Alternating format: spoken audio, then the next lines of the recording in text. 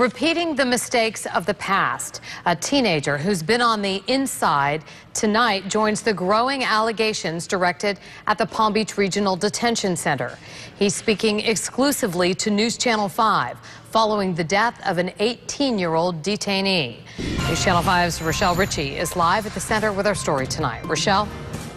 Well, Kelly and Michael, he says that he's sad that his friend, 18-year-old Erik Perez, is dead, but he's not surprised that his medical problems went ignored by the staff. He said he also spent some time here at the Palm Beach Juvenile Detention Center, where Erik Perez died in a medical confinement area.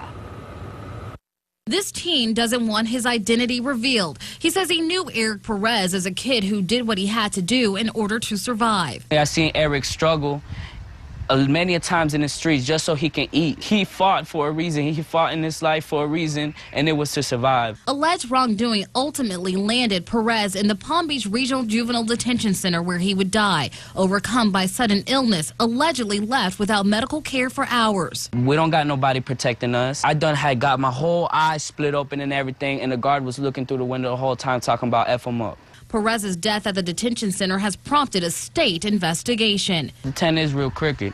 The tent, he says, is the inside of this center. He says he suffers from chronic asthma and recalls needing help when he was a juvenile inmate. When I've had headaches, you know what I'm saying, when I felt sick or something, even other kids, when they ain't feel good, they'll go to the door, bang on the door, be like, yo, listen, I don't feel good, you know what I'm saying? Oh, well then, you know, turn around and go sleep it off. The problems were supposed to be fixed years ago. In 2003, a 17-year-old Omar Paisley died from a ruptured appendix at the Miami-Dade Regional Juvenile Detention Center after being denied medical attention. A grand jury investigation of that Miami-Dade center found incompetence, ambivalence, and negligence. This seems to be a deja vu event here. The Perez family attorney, Richard Schuler, says Paisley's death led to changes in how staff were trained and required to respond to sick juveniles. Schuler argues training was forgotten when Perez became severely ill, vomiting, and suffering from a severe headache. There were rules and regulations that were put in effect at that time as a result of that event